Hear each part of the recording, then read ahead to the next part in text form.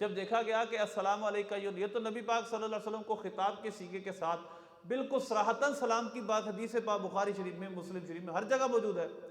تو پھر ایک اس کی نئی تعویل ڈھونڈو،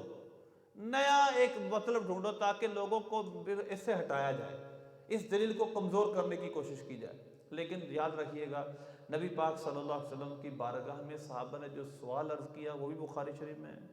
اور جو آپ نے جواب ارشاد فرمایا وہ بھی بخاری شریف میں ہے۔ سوال کیا عرض کی؟ یا رسول اللہ، ہم یہ جان چکے کہ آپ پر سلام کیسے پڑھنا ہے۔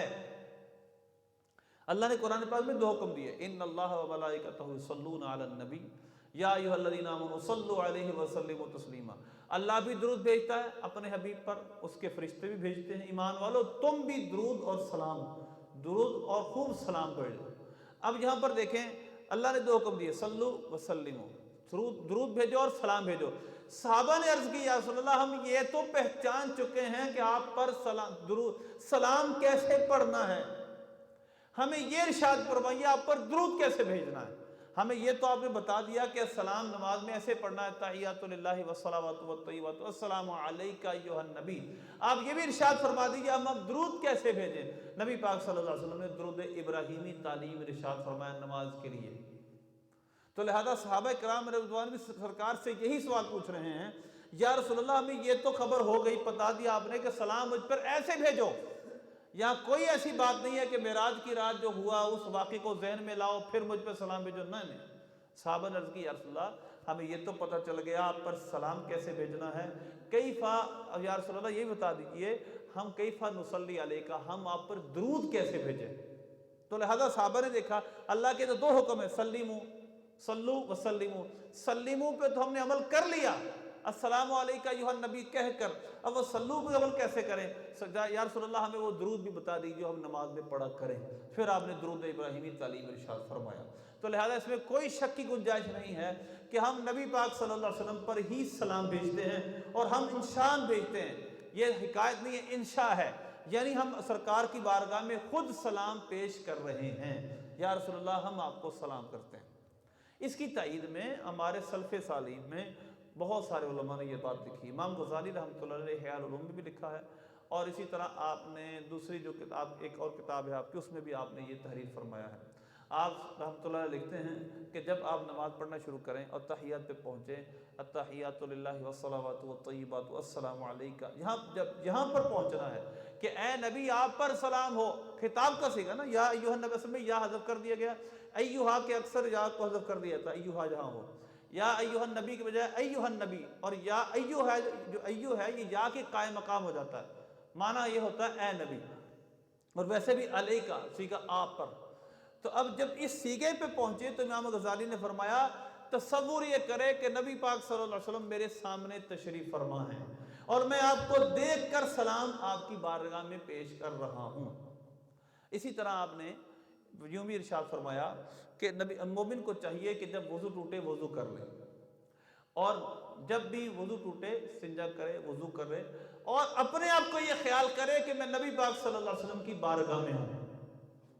تو لہذا یہ ہمارے سلف صالحین کا نظریہ بھی ایسا ہی تھا، وہ بھی یہی کہتے ہیں، قرآن پاک بھی یہ کہتا ہے، حدیث بھی یہی کہتی ہے، اور سلف صالح کے اقوال بھی یہی کہتے ہیں کہ جب سلام پڑھنا ہے تو اس طرح پڑھنا ہے گویا نبی پاک صلی اللہ علیہ وسلم پہ، یقیناً نبی پاک صلی اللہ علیہ وسلم ہمارا درود و سلام سن رہے ہیں۔ اچھا، اس پر تائید کر ہم حدیث پاک سنتے ہیں، ابو داؤد شریف کی حدیث ہے، نبی پاک صلی اللہ علیہ وسلم نے ارشاد فرمایا کہ جب بھی تم میں سے کوئی بھی مسلمان مجھ پہ سلام پیش کرتا ہے، ما من مسلمین یسلم علیہ الا رد اللہ علیہ روحی حتی ارد علیہ السلام، فرمایا کہ جب بھی کوئی مسلمان مجھ پہ سلام بھیجتا ہے اللہ میری طرف میری روح کو پلٹاتا ہے یہاں تک کہ میں اس کے سلام کا جواب دیتا ہوں۔ اب یہ حدیث پاک ہے ابو داؤد شریف میں، حدیث بھی صحیح ہے۔ اسی طرح یہ حدیث پاک جب یعنی اس کی تشریح میں ہمارے علماء نے لکھا ہے کہ یہ اس کا مطلب کیا ہے، نبی پاک صلی اللہ علیہ وسلم پر تو ہم ہر وقت ہر گھڑی کوئی نہ کوئی سلام پیش کر رہا ہے۔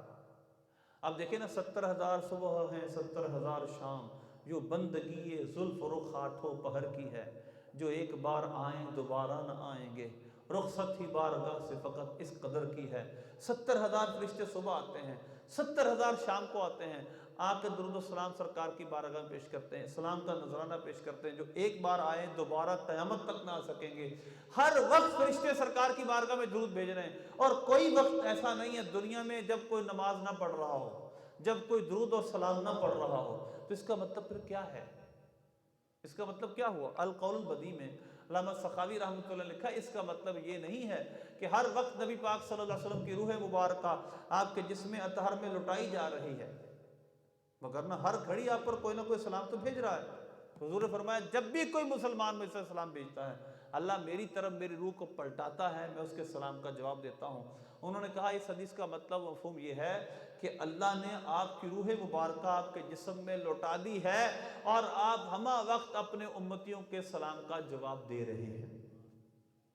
تو لہذا نبی پاک صلی اللہ علیہ وسلم کا یہ تو میں نے پیچھے بھی آگے بات کی تھی، السلام علینا وعلی عباد اللہ صالحین، جب یہ بخاری شریف میں ہے، جب ہم یہ پڑھتے ہیں اللہ تمام جتنے بھی نیک بندے ہیں ان تک یہ سلام پہنچا دیتا ہے، اور نبی پاک صلی اللہ علیہ وسلم خود اس سلام کو سنتے ہیں۔ تو لہذا نبی پاک صلی اللہ علیہ وسلم پھر ہمیں جواب بھی ارشاد فرماتے ہیں۔ تو السلام علیکہ ایھا النبی جب نماز میں عین نماز کے اندر ہم پڑھتے ہیں، نبی پاک صلی اللہ علیہ وسلم کی تعظیم میں پڑھتے ہیں، تو اس کے علاوہ الصلاۃ والسلام علیکہ یا رسول اللہ پڑھنے میں کیا حرج ہے؟ یعنی ہم جب درود و سلام، اب کوئی کہے کہ آپ سلام تو سنتے ہیں درود نہیں سنتے، صرف سلام سن کے معاذ اللہ آپ کی روح آپ کے جسم مبارک سے نکل جاتی ہے، ایسا نہیں ہے، بلکہ جب آپ سلام ہمارا سنتے ہیں تو ہمارا درود بھی سنتے ہیں۔ جب کوئی صلاۃ اور سلام دونوں ملا کے پڑھے الصلاۃ والسلام علیکہ یا رسول اللہ، تو لہذا یہ کیسے ہو سکتا کہ آپ سلام تو سن لیں لیکن درود نہ سنیں؟ نبی پاک صلی اللہ علیہ وسلم ہمارا درود و سلام سنتے ہیں، اور یہ حدیث مبارکہ میں موجود ہے۔ ایک سوال یہاں پر یہ ہوتا ہے، پھر جو فرشتہ نبی پاک صلی اللہ علیہ وسلم کی قبر انور پہ ہے، روضہ مبارکہ پہ ہے، اور وہ اس کو ساری مخلوق کے سننے کی سماعت، یعنی اتنی اس کی سماعت ہے کہ پوری دنیا کے لوگوں کی آواز سن سکتا ہے، اس کو قبیلوں کے نام بھی پتہ ہے، اس کو میرا نام بھی پتہ ہے، میرے والد کا نام بھی پتہ ہے، میرے قبیلے کا نام بھی پتہ ہے، جتنی دنیا میں انسان ہے اس سب کو اس کو پتہ ہے۔ وہ فرشتہ وہاں پر بیٹھا ہمارے سب کے سلام سن رہا ہے، درود سن رہا ہے۔ اب وہ کہتے ہیں نبی پاک صلی اللہ علیہ وسلم اگر سنتے ہوئے تو فرشتے کو کھڑا کرنے کی کیا ضرورت تھی؟ اس سوال کا جواب یہ ہے،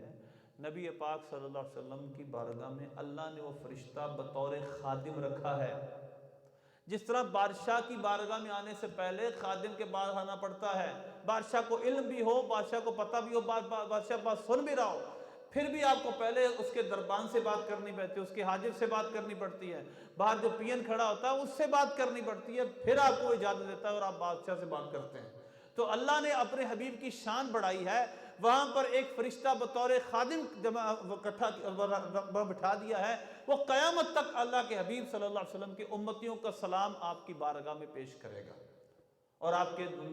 نام بھی پیش کرے گا، اس امتی نے آپ کو درود بھیجا ہے، سلام بھیجا ہے۔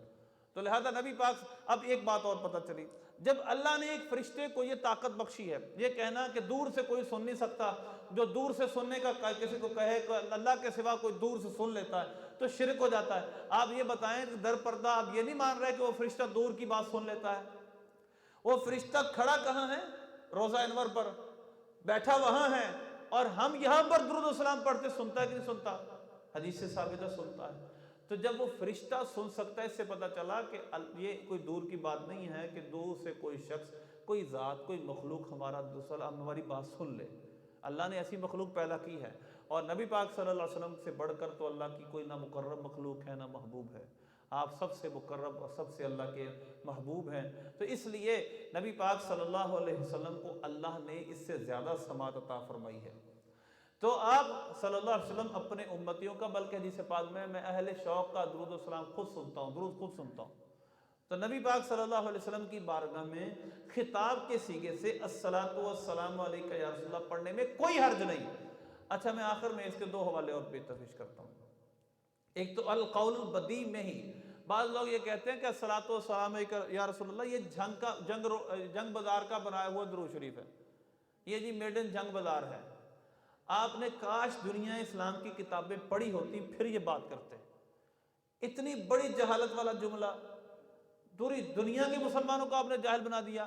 القول البدیع جو بیروت سے چھپی ہے، بیروت سے علامہ سخاوی کی 9ویں صدی میں ان کے بزرگ ہیں، انہوں نے صراحۃ الصلاۃ والسلام علیک یا رسول اللہ کے سیغے لکھے ہیں وہاں پر۔ اچھا، تبلیغی جماعت کی کتاب ہے، اس کے اندر کیا لکھا ہے؟ فضائل اعمال، اس میں جو فضائل درود السلام کا چیپٹر ہے اس کے اندر یہ جملہ واضح طور پہ لکھا ہے کہ افضل یہ ہے کہ جہاں بھی ہوں، آپ روضہ شریف کے سامنے ہوں یا روضہ شریف سے دور ہوں، پڑھیں الصلاۃ والسلام علیک یا رسول اللہ۔ آپ بتائیں، حاجی امداد اللہ بہادر مکی جو اشرف علی تھانوی کے پیر تھے، جو قاسم نوتوی کے پیر تھے، بڑوں سب کے پیر تھے، دیوبندیوں کے سب کے پیر تھے، وہ جنگ بازار میں آئے تھے درود السلام سننے؟ وہ تو بہت پہلے فوت بھی ہو چکے تھے مولانا سردار صاحب رحمۃ اللہ علیہ سے۔ ان کی کتاب کلیت امدادیہ میں صراحتاً، میرے پاس یہاں شاید موجود ہے، گھر میں پڑی ہوگی، صراحتاً لفظ لکھے ہیں الصلاۃ والسلام علیک یا رسول اللہ، اور نبی پاک صلی اللہ علیہ وسلم کی زیارت کا طریقہ لکھا ہے۔ یوں بیٹھ جائے، یعنی کہ ایک بند کمرے میں، اور وضو کرے، اور اس کے بعد یہ خیال کرے نبی پاک صلی اللہ علیہ وسلم میرے سامنے بیٹھے ہیں، حلیہ مبارکہ جو حدیثوں میں اس کو ذہن میں لائے،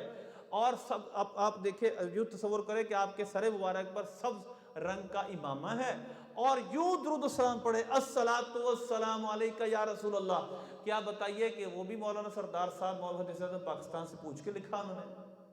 وہ تو آپ کے بڑوں کے پیر ہیں۔ تو یہ بڑی لمبی گفتگو ہے، تو میں نے آپ کے سامنے خلاصہ یہ بیان کیا ہے کہ جب نبی پاک صلی اللہ علیہ وسلم کی حدیث مبارکہ میں، اور ایسی حدیث جس پر کسی کا انکار ہی نہیں کیا، سب مانتے ہیں السلام علیک ایھا النبی۔ اب کوئی اپنی باطل تعویلیں، باطل مطلب نکال کر، ہر شخص کا مطلب ہم مانے بھی نہیں، مطلب تو وہی مانا جائے گا جو صحابہ نے بیان کیا، جو تابعین نے بیان کیا، جو بزرگوں نے بیان کیا۔ تو لہذا السلام علیک ایھا النبی جب ہم پڑھیں، ہماری خشوع و خضوع کا معیار یہ ہونا چاہیے، ہم یہ تصور کریں کہ نبی پاک صلی اللہ علیہ وسلم ہمارے سامنے تشریف فرما ہے، اور ہم آپ کی بارگاہ میں عرض کر رہے ہیں السلام علیک ایھا النبی، پھر آپ کو نماز کا مزہ آئے گا۔